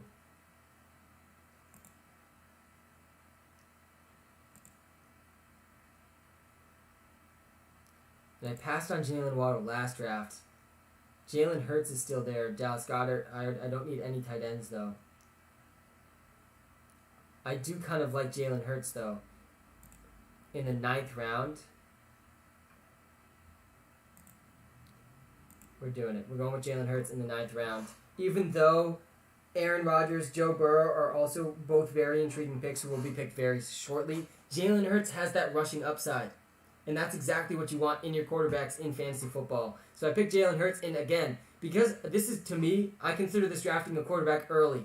And if I draft another quarterback in the next few rounds, I can only draft 2 quarterbacks in this draft, which I'll also only be drafting 2 tight ends because I drafted Travis Kelce, which means more wide receivers on the team, which is good. Where would you draft Kelce? I'm seeing around 9th overall. Yeah, I drafted him 6th overall in this draft I'm doing right now. I don't think in my traditional season-long league I'll do that, but in a best ball league I think there's a little bit added incentive to do that. But I would take Travis Kelce, 9th overall I think is very reasonable. I think in a season-long league I'd probably take Saquon Barkley before him. I'd probably take Tyreek Hill before him. And maybe Austin Eckler and Cam Akers, you could argue before Travis Kelce too, but Travis Kelce is one of the biggest advantages in fantasy football. He's in his own tier at the tight end position. Jalen Hurts is the next Lamar. He's the GOAT. Yeah, I think Jalen Hurts has that ceiling. I do think he has the Lamar Jackson ceiling. And with the rushing upside that he offers, I like getting him in the 9th round. I think 9th round is a pretty fair price for Jalen Hurts. If we take a look at his average draft position here and where I picked him, Jalen Hurts, I got him like almost 20 full picks after his average draft position, which you'd love to see. This is like the one time I'm willing to draft Jalen Hurts. I don't want to take him in the 7th round. To me, that seems way too early. But the 9th round seems a lot more reasonable. I feel like Akers will be last year's Clyde. I don't think that's going to be true. I think Cam Akers is in a team that actually could be more run-heavy than pass-heavy this year. I think that's the case against, honestly, all of the passing attack for the Rams. Like, they could become really, really run-heavy. With how good their defense is, they could destroy teams, and they could run the ball a lot more than what people expect. And that, like, isn't that likely for a guy like Clyde Edwards-Helaire, because Patrick Mahomes and the Chiefs are just always going to be pass-heavy, almost regardless of the situation. Sergio, what is up, my man? Thanks for tuning in. Missed my draft and got Zeke 7th overall. That is good, fantastic news. Anything after 5th overall for Ezekiel Elliott is an absolute steal. Guys, Zeke Elliott could very well lead the league in touchdowns. It will not be surprising if Ezekiel Elliott leads the league in touchdowns, tethered to one of the best offenses in the league. Yeah, I know. That's the thing. Matthew Stafford has never had a run-heavy offense. And by the way, I think the Rams' offense period is going to be really good this year. And I'm going to take A.J. Dillon, I think, as my last running back. It's a little early. I'm gonna take Elijah Moore instead, and maybe A.J. Dillon will be their next pick.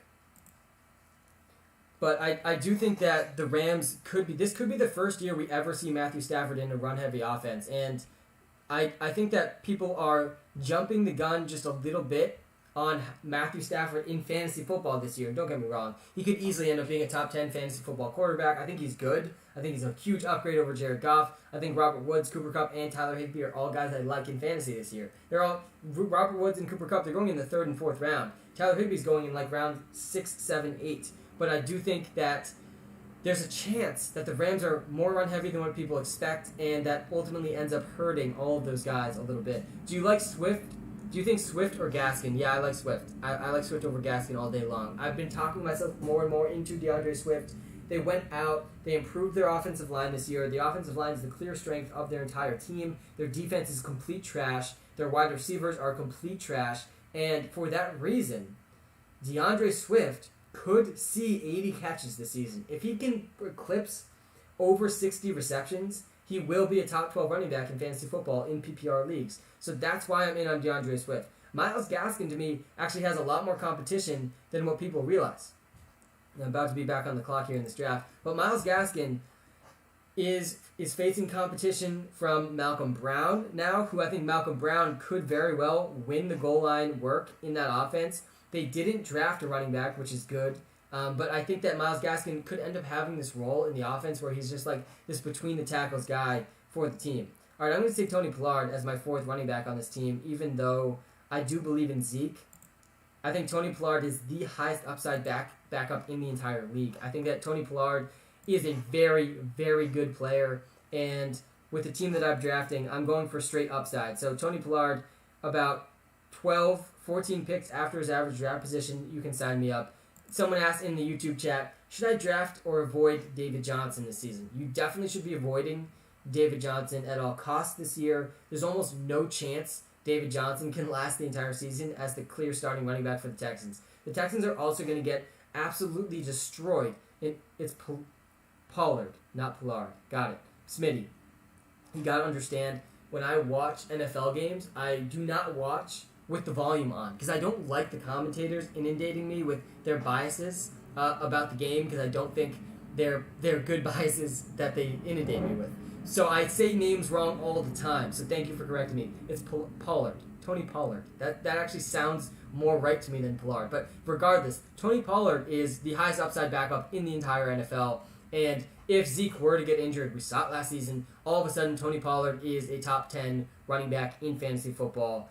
Can you trust Mostert, Chris Carson, James Conner. Yeah, I think of those guys, Chris Carson's by far the easiest to trust. Guys, Chris Carson is the obvious running back one on the Seahawks. Chris Carson's one of the guys that I've been trying to draft as much as possible the last few weeks because there is like a very good chance in my mind that Chris Carson is going to rise up draft boards more and more and more as we get closer and closer to the season. Because, guys, the reports are going to come. I promise you. We're going to see the reports out of training camp, out of Pete Carroll, and from the offensive coordinator in Seattle. Chris Carson thriving in camp. Chris Carson looking like a true workhorse back in training camp. Chris Carson is the perfect running back for this offense. This is all the reports that are going to come out of Seahawks camp for Chris Carson. And he has like no competition. It's literally just Rashad Penny, and that's it. And Rashad Penny's already and still dealing with injuries, and that's been the story of his NFL career. So I think Chris Carson's very, very safe.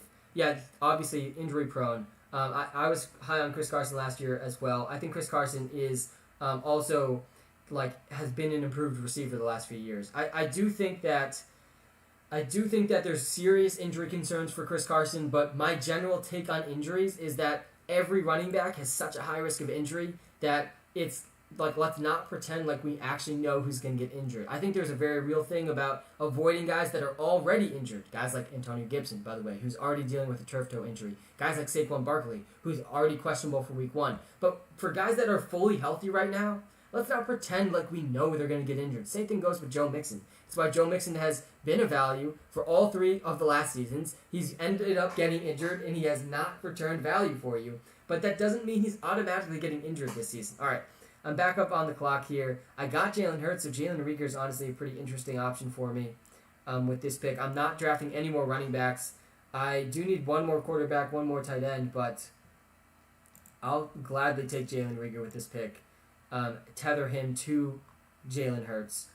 Good guys to pick at the 10 spot. Yeah, Austin Eckler, Cam Akers are great options. I think you can strongly consider a good wide receiver there too. Stephon Diggs, Tyreek Hill, Devontae Adams, DeAndre Hopkins, and Calvin Ridley. Those are the clear top 5 wide receivers. If you can get one of those guys, it's probably going to end up being a pretty safe pick in fantasy. Like all 5 of those guys, there's actually less clear alpha wide receivers in the NFL, like clear number 1 stud workhorse wide receivers in the NFL than you think. And those 5 guys are in their own tier. Tyreek Hill, Stephon Diggs, Devontae Adams, DeAndre Hopkins, Calvin Ridley. You're going to end up being glad you got those guys in your fantasy team. So at the back end of the first round, leaving the first and second round with at least one of those guys is probably going to work out pretty well for you. But I like Austin Eckler and Cam Akers, that part of the draft, a lot as well.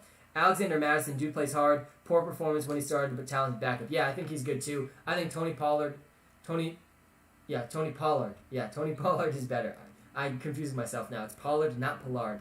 But yeah, I like Tony Pollard more than Alexander Madison. What is the best order of the draft? I still don't understand the question. I like Chris Carson, but I always have to handcuff him with Rashad Penny just in case of injuries. Yeah, I'm not a big handcuff guy, but I think Rashad Penny's cheap enough that it's not that big of a deal to handcuff Chris Carson. What wide receivers are you taking Waller over? I like this question a lot. I'm about to be back on the clock. I will take either of these guys as my second tight end. I actually like Evan Ingram a lot too. And then I'll probably, let's take a look at the quarterbacks left. Ryan Fitzpatrick just got picked. Honestly, Zach Wilson's an interesting option to tether with Jalen Hurts. But I don't need to pick him yet. So we're going to go with Adam Trautman. So if the wide receivers, I'm taking Darren Waller over. I think that you can take Darren Waller. I think you can take him. I like Michael Thomas more than Darren Waller, but I think you can take Darren Waller just like you saw him take him. If you're watching live on YouTube and you're looking at this draft board with me, in this real draft, this $25 league I'm doing right now, Darren Waller was picked before Michael Thomas, before Justin Jefferson, before Keenan Allen, before Terry McLaurin, before CeeDee Lamb, before Allen Robinson, that whole tier of wide receivers. All those receivers are really good. But Darren Waller, guys, Darren Waller finished as like the wide receiver 8 last season. He was very good. And that getting someone like that in your tight end slot is a huge advantage in fantasy, which is why it's okay to take Darren Waller at the back end of the second round. I would probably take Michael Thomas before him, but I would take every other guy after Darren Waller. I would take Justin Jefferson, Keenan Allen, Terry McLaurin, CeeDee Lamb, Allen Robinson, all after Darren Waller this season. How early do you think Kyler Murray should go? He's been actually sliding in drafts. I got him last draft in the 6th round or the 7th round, which is where he's going right now in fantasy drafts after the report that he wants to run less. Like, obviously Kyler Murray wants to run less. This should not be any sort of report. Obviously, the guy that got injured last year, which completely derailed his season and the whole team's season, wants to run less. This is not going to be a surprising thing. That doesn't mean he's not going to run. That doesn't mean he doesn't still have really high rushing touchdown upside. And Kyler Murray has improved as a passer every league he's been in the season. So 6th round, 7th round, yeah, sign me up for Kyler Murray all day long. 5th round, I've been able to get guys like Lamar Jackson and Josh Allen, though. I feel like in the 5th round, if I'm getting the last of, by the way, in this draft, for some reason, Kyler Murray was the 2nd quarterback taken, which is a little interesting, and I wouldn't do that. But generally speaking, if I'm getting the last of Patrick Mahomes, Kyler Murray, Josh Allen, Lamar Jackson, I'm going to feel pretty good about that. If I'm getting the last of those 4 guys, that means I've basically got the best value in my draft out of those 4 guys. I think all 4 of those guys have a very realistic chance to finish as the number 1 overall quarterback. All right, I'm going to have to take another quarterback here to tether with Jalen Hurts. And I definitely waited a long time. And I honestly might just take both of these guys. But if Jameis Winston's there, I'll take him. I'll think about Derek Carr. I'm going to need Jalen Hurts to do really well for this team. I hate Mixon. He plays in a division where his opponents are all top 6 rushing defenses, also risk of re-injury. Yeah, the rushing defenses in that division are good. They definitely are good. I think the Steelers' run defense is probably not going to be quite as good as it used to be. But I think that's a fair criticism of Joe Mixon.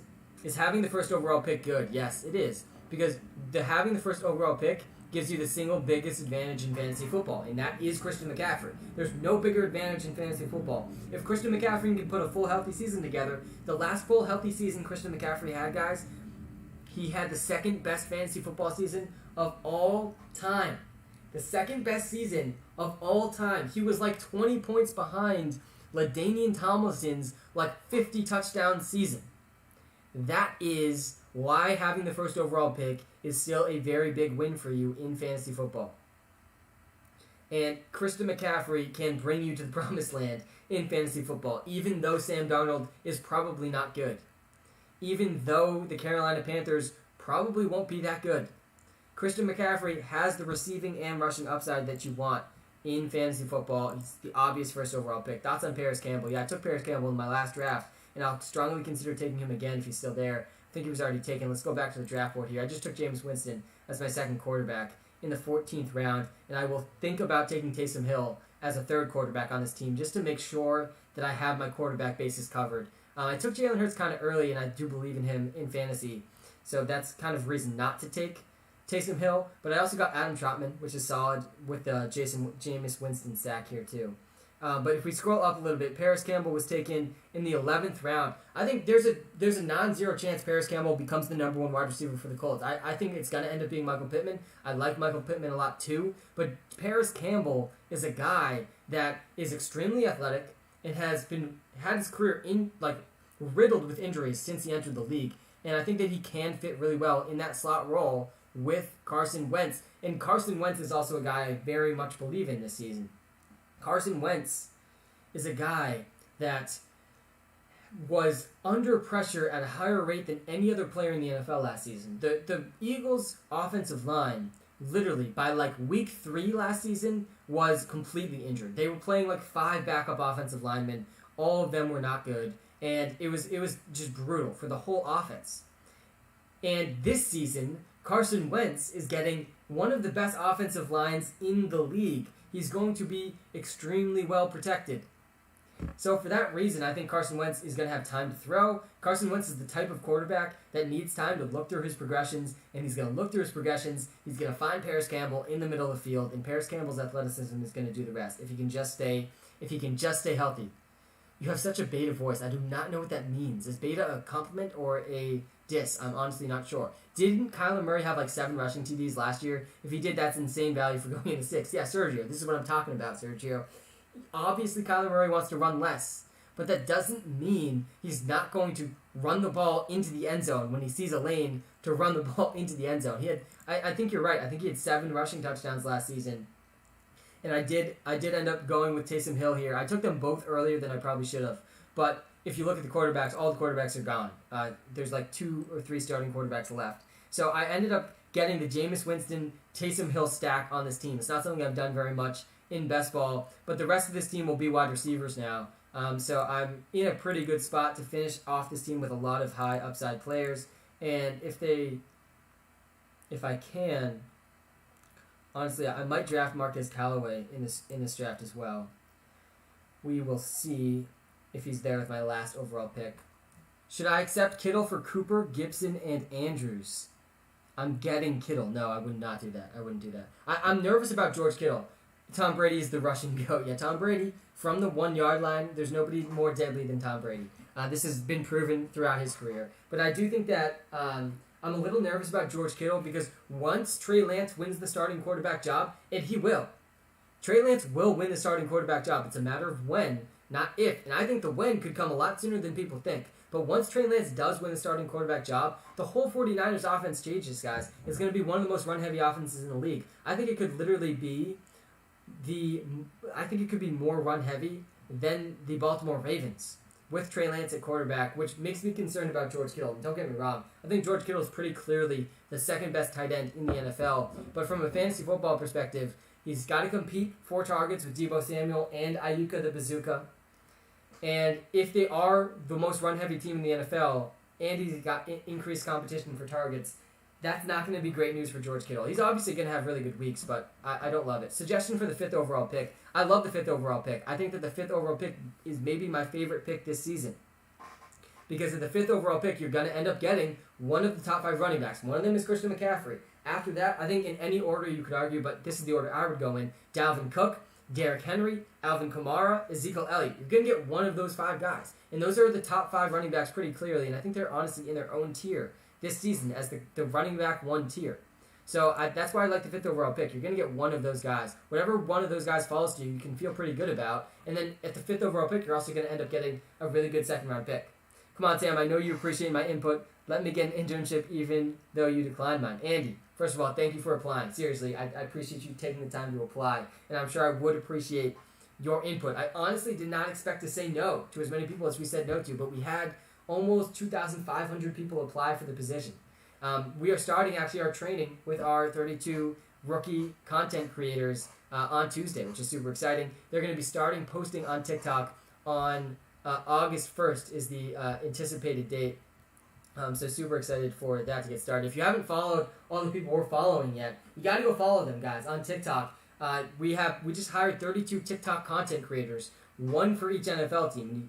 They're the 32 people I'm following on TikTok. If you want to follow along, they're going to be producing some exciting content very, very soon. The NFL season is around the corner. I will gladly take Amon-Ra St. Brown with this pick here and Amari Rodgers with the next one if they are there. And I think that Amon-Ra St. Brown and Quintez Cephas, I'm honestly nervous about how much I've drafted them throughout all of my best ball leagues, but they both could be the number 1 wide receiver on the Lions. How do I know which is each NFL team? Owen, they are named on TikTok with the first part of their name is the team that they're covering. List the fantasy positions from most to least important to draft. That's easy, McGregor. It's running backs number 1, wide receivers number 2. I think quarterback is probably number 4. It's probably tight end 3, quarterback 4. It depends, I think, depending on where guys are taken in the draft. But definitely running backs first and wide receiver is second. And then kicker and defense are tied for last. Neither of them matter at all. I wouldn't spend any reasonable picks on them because you can just go get good ones on the waiver wire that nobody expected to be good halfway through the season. So I think that drafting kickers and defenses, if they are in your leagues, you take them with your last 2 round picks. There's a reason in the WalterPicks app that you will not find kickers or defenses.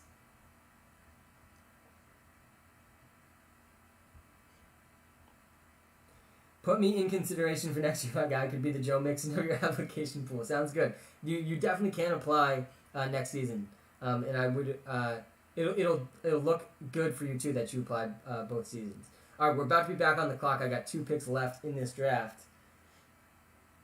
Take a look at my options here. I think Amari Rodgers is another guy I've been drafting a lot of. I think Amari Rodgers could turn into a Randall Cobb type player for the Green Bay Packers.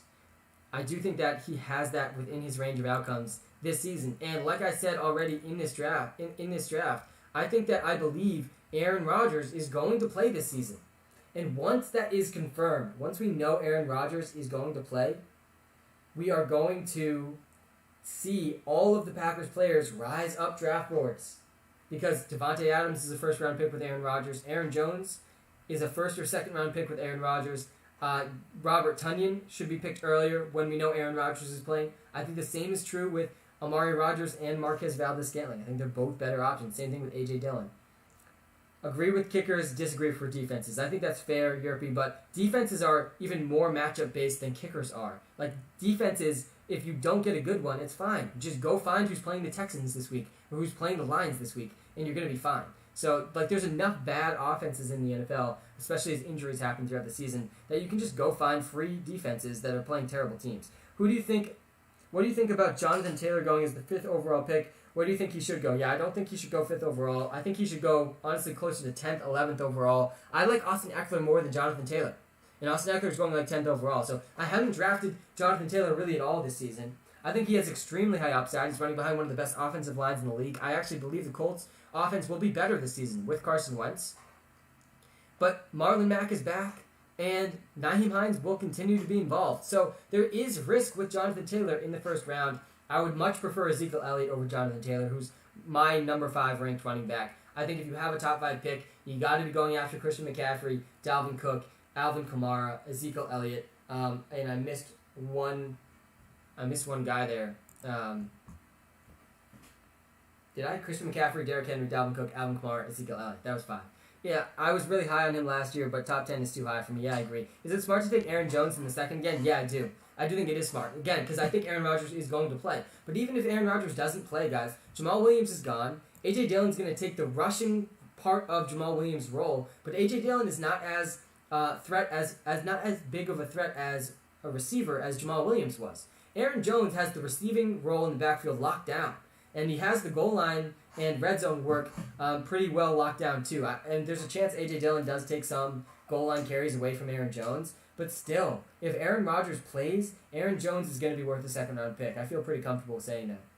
What teams will you not pick at all? I don't think there's any entire teams I won't pick at all. I think that the teams, though, that are pretty much locked into being absolutely terrible this season, the Detroit Lions might not win a game. If you just look at their wide receiver depth chart and their quarterback, Jared Goff, they have Jared Goff thrown to Brashad Perriman, Tyrell Williams, Quintez Cephas, and Amon-Ra St. Brown. And I just drafted Amon-Ra St. Brown in this draft. I'm probably going to draft Quintez Cephas too, because one of those guys is going to have to lead the team in receiving.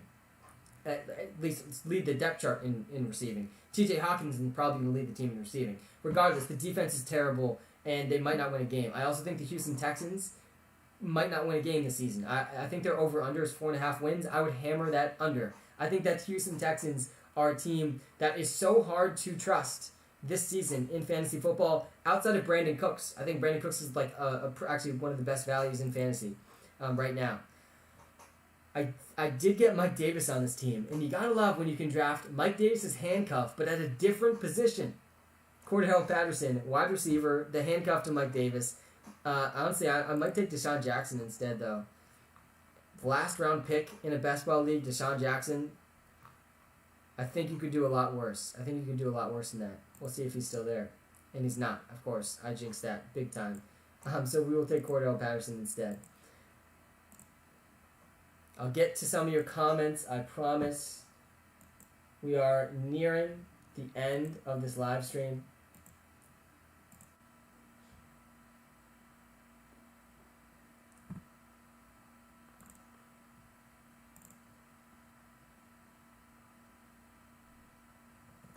All right. Opinion about Saquon Barkley this year. Yeah.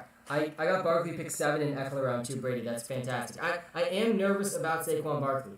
The reports that he might not get his full workload early in the season and that he might not even be committed to playing in week 1, these are all pretty concerning reports. I do think these are pretty concerning reports, but he's still one of the most athletic human beings to ever walk this earth.